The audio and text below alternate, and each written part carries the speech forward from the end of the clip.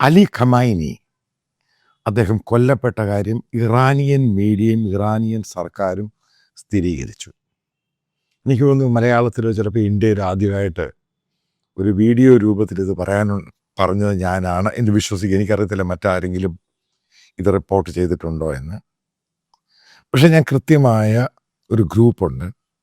ആ group investigative ജേർണലിസ്റ്റിൻ്റെ group, ഒരു global ഗ്രൂപ്പാണ്. അപ്പോൾ അതിനകത്ത് ഈ അസസ്മെൻറ്റും അനാലിസിസും ഒക്കെ വന്നുകൊണ്ടിരിക്കും, ടെക്സ്റ്റ് മെസ്സേജ് ആയിട്ടും.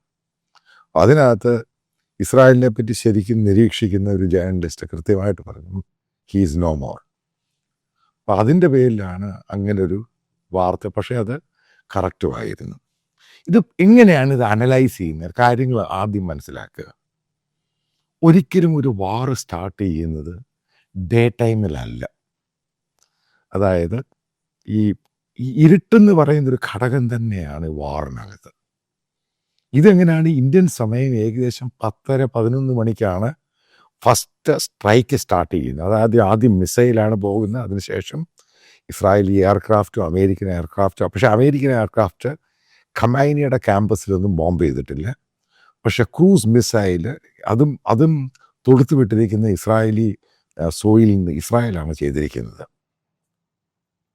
പിന്നീട് അറിയാൻ സാധിച്ചത് ഏകദേശം 4-5ഓളം ക്രൂസ് മിസൈൽ, അതായത് ടോം ഹോക്സ്, ഈ സാധനം വന്ന് ഈ ഖമൈനിയുടെ ക്യാമ്പസിൽ വീഴുന്നു. ആ സമയത്ത് അലി ഖമൈനിയും അയാളുടെ സീനിയറായിട്ടുള്ള പട്ടാള ഓഫീസേഴ്സും അതേപോലെ തന്നെ റിപ്പബ്ലിക്കൻ ഗാർഡിൻ്റെ സീനിയർ ഒഫീഷ്യൽസും ഇയാളുടെ അഡ്വൈസേഴ്സും ഇയാളുടെ കുടുംബാംഗങ്ങളും ആ ഓഫീസിലും വീട്ടിലുമുള്ള സമയത്താണ് ഈ അറ്റാക്ക് ഉണ്ടാകുന്നത്.